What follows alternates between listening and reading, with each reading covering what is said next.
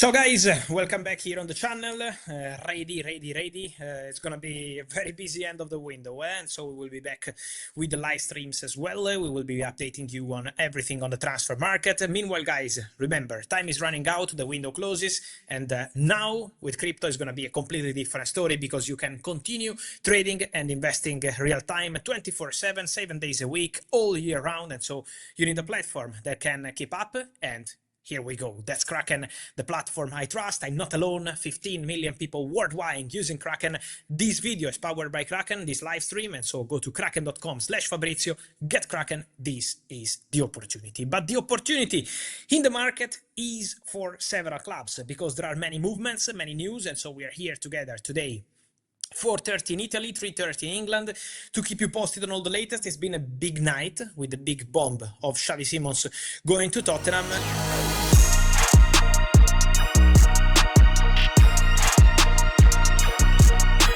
Well, what I can tell you today is that the deal is signed, so we can consider Xavi Simons as a new Tottenham player. Everything completed, the saga is over. Xavi Simons was close to joining Chelsea, but it was never here we go. It was never a deal sealed between the two clubs. It was agreed with the player. Xavi Simons has been waiting for more than 2 months for this deal to happen with Chelsea. Then Chelsea didn't close the deal with Leipzig despite being in advanced talks for weeks, and Tottenham went very big on this one. The player signed his contract this morning, completed his medical. 5-year deal, 2-year option, and so Xavi Simons, new Tottenham player, 60 million euros fixed fee, and deal done. Who are Chelsea signing now? Well, we had many reports, many different stories on Chelsea. On Fermín López, I received tons of questions from Chelsea fans, but guys, I keep telling you, it's 3-4 days. We had many stories, talks, beats, this and that.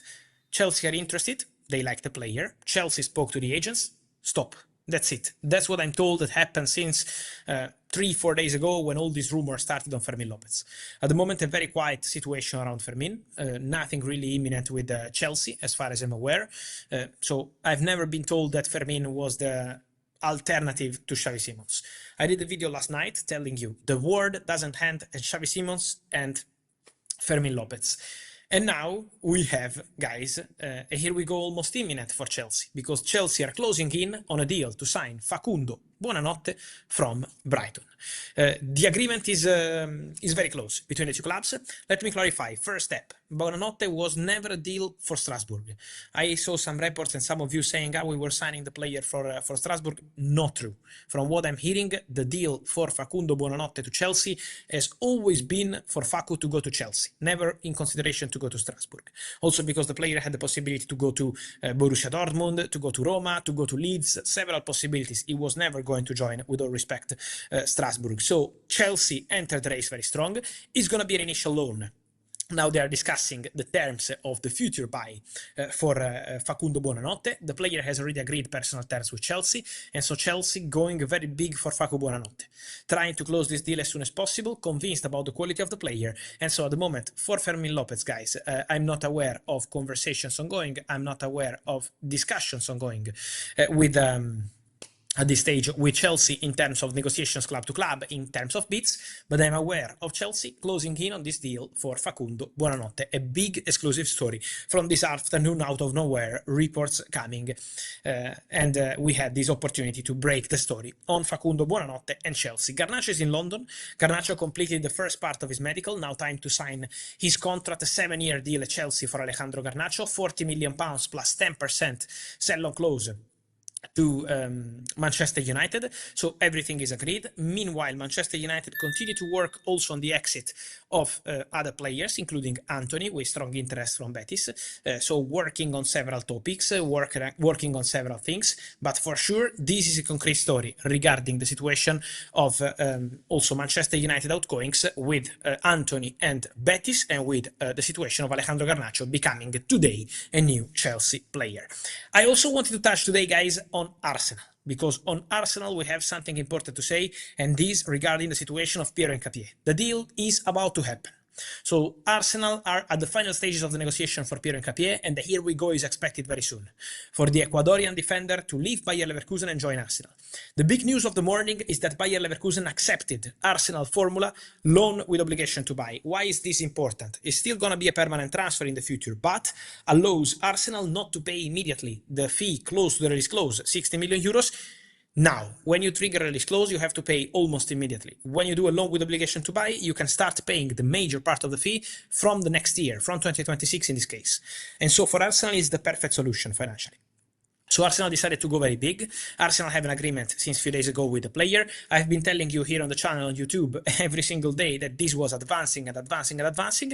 And then Arsenal almost closed the deal with Bayer Leverkusen. I think that here we go is coming shortly for Piero Hincapié to Arsenal. And then also important to say, Hincapié to Arsenal also means Jakub Kiwior to Porto. Because Porto and Arsenal have closed the agreement.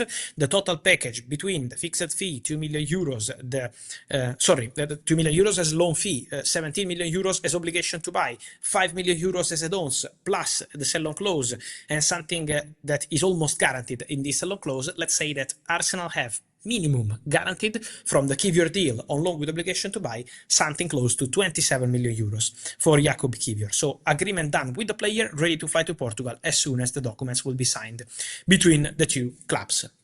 Also, guys, I wanted to mention in this live stream today also the situation of Kobbie Mainoo.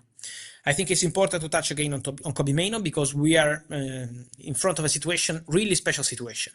The player wants to go on loan. Today we had reports of permanent transfer to Napoli. I can guarantee that Manchester United don't want Kobbie Mainoo to go, and also I can guarantee that Kobbie Mainoo doesn't want to go on permanent transfer. So according to my information, permanent transfer is not happening in this summer transfer window for Kobbie Mainoo. Then, loan is the desire of the player. Kobbie Mainoo told last night to Man United and again this morning that his desire is to go on loan, to play, to have the opportunity to develop. I think the quotes from Ruben Amorim after the game with Fulham is not just about the 0 minutes, it's also about your coach going public and saying Kobbie can play if Bruno is not playing. Bruno is a really important player for United, so probably Kobbie was disappointed also about that. When you don't have European football, you are not going to rotate that much. So, you know, that was probably the case. What happens now is that Ruben Amorim said in public, confirmed in public what I told you last night. Manchester United are blocking the exit of Kobbie Mainoo. Manchester United, board, management and coach all want Kobbie Mainoo to stay at the club. No loan, no permanent transfer, stay with us. This is the message from Man United.